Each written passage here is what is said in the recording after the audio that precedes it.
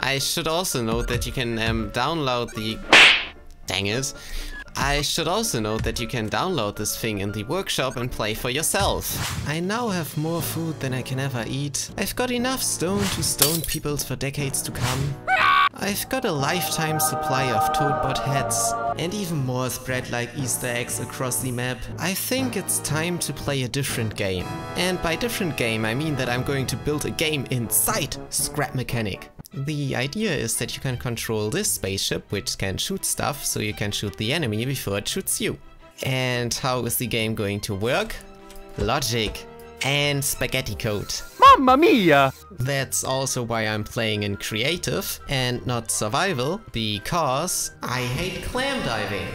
I'll begin by building the display.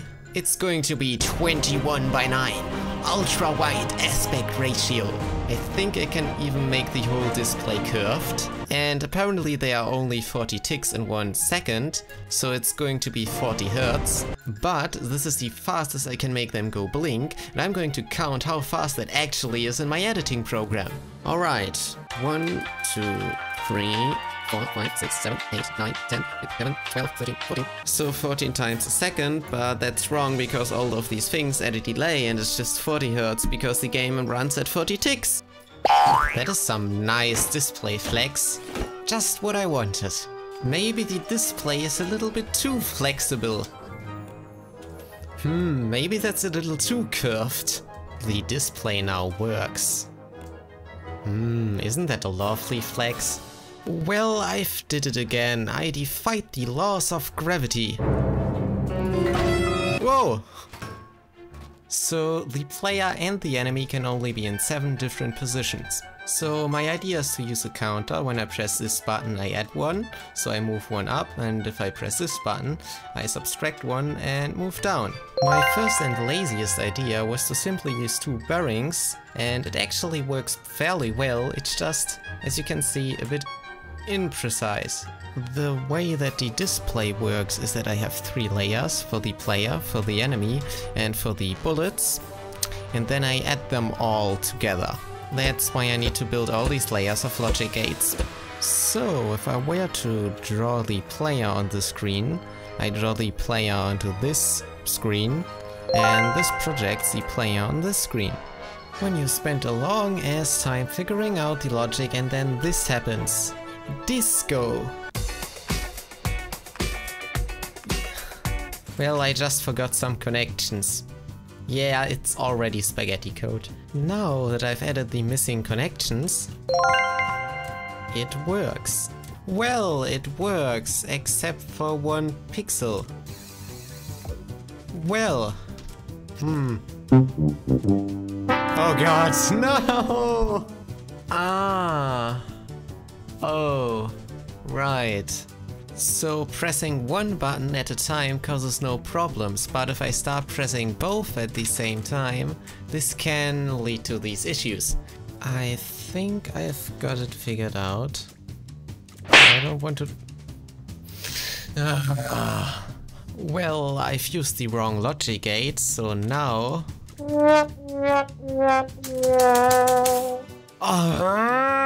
I figured it out! It's not bugging around anymore. The controls really don't feel great, but I guess it works. So the problem was when the button was pressed, there was still a 1 tick window in which I could activate both buttons. So I needed to connect 1 logic gate before that to this thing. You don't understand anything. Me neither. For the enemy's movement I'll need some kind of RNG. I just don't know how to build an RNG with logic gates. However, I do know how to build a Wheel of Fortune. It almost works too well. You know, sometimes the solution is simple. For that to this thing, you don't understand anything. Me neither. However, this can happen. If now 2 colors get activated, the wheel spins itself. The RNG is done and it works perfectly. If I spin the wheel, the last result is still saved. If I press the button again, Seriously? The RNG is done and it works perfectly. Okay, I think the problem is that there's a 1 second delay. So if I press the button too fast, everything kinda goes wrong. So I was a bit bored and built this, and it's amazing. I'm not sure if you've noticed, but this gas engine is freaking loud. So I guess I have to remove this whole thing and replace it with controllers. If I use a controller that's at 360, it will always go in circles. So this makes the whole RNG useless. I don't think the electric engine is any more quiet. The thruster isn't really more quiet, and it takes forever to stop. Like forever. Like really long time. This is the old RNG, and this is the new RNG. Now I can already move the enemy, so I just need to automate the movement. The enemy movement works. I select a random number and the enemy moves there. There's been no bugs so far, but there are sure many bugs to come. I mean, considering how much spaghetti code that is. So the random movement now works fully automated. And it's silent. Well, that's what I do most of the time.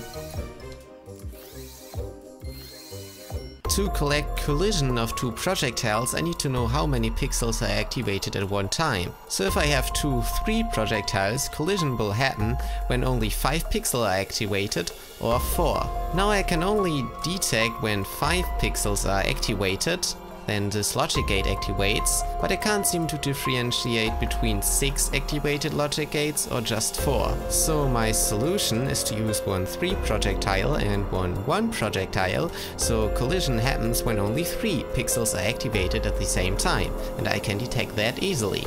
Oh god, I've been at this for way too long, probably already more than 10 hours. I've did it! The collision system is done, so if 2 projectiles collide, you can hear the horn now.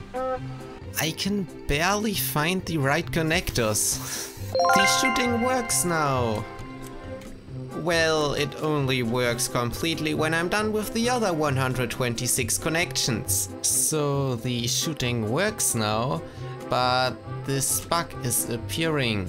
Well, for the most part, the shooting seems to work. I mean, there are these few issues, and I just don't care anymore. Look at all these logic gates, I'm fed up, I just want to finish that damn thing. Oh yeah, and I've noticed something else. If I do this, the whole thing breaks. I've did it, I fixed the bug.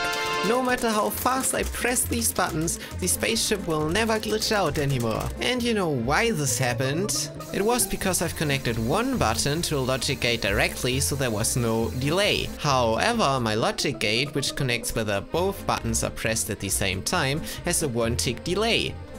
So there was this 1 tick time window where you could press both buttons, which caused everything to glitch out. This idea is much worse than I expected.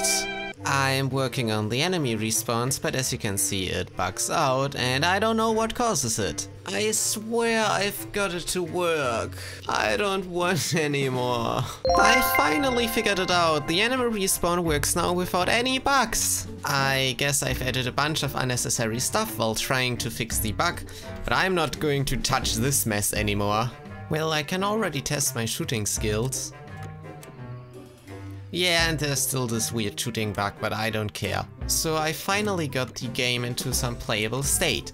I also fixed some bug with the enemy disappearing and with the player character glitching out, which as you can see now resets the player. So all that I need to do is set a start button to start the game and to reset the game when the player is hit. I also want to add this fancy game over screen. The game is done. I can initialize it with the 5 button, then I can curve it with the 4 button. I can move and I can shoot stuff. And when I get shot, it says game over. My next step is to build a nice case for this thing and add sound effects. I think you can already see what I'm going for. I made quite some progress with the case and I've added sound effects. Yay! I am done with the build and it's huge. The only problem now is that I can't get up there anymore. Turns out that this heat trick that everybody uses fixes my issue. And now I can get up there. I can't even zoom out anymore because this thing is so huge. Well, onto the controls of this thing. Press 4 to curve the screen, which looks pretty ridiculous. But it's a curved screen. The curved screen also doesn't decurve properly. Press 5 to start the game. Press 1 to move up, press 3 to move down, press 2 to shoot, and press 5 to reset. Let's see what kind of high score I can get. So, shot the enemy bullet. Shot the enemy, Yeah, I've played this game probably for a few hours already. Oh no. I think my high score was 2. Yeah, I've played this game probably for a few hours already. It's not that easy, but it's pretty cool. And I think I've got 2 enemies so far. And come on. Yeah, the randomness is great. And got another one. Oh yeah, baby. And I died again. Well, it requires some practice. I should also note that you can download the... Dang it. I should also note that you can download this thing in the workshop and play for yourself. I mean, let's see if you can beat my high score of like 3 or so. Although I'm doing much better right now. Well, I was just about to end the video, but apparently there's a very annoying sound bug. And I don't know what causes it. So, I guess I have to fix this thing first. How do I get in this thing? Right. Well, I fixed the sound bug. Yay! So if you like what you saw, then maybe consider subscribing, liking, commenting, or any of the other things you do.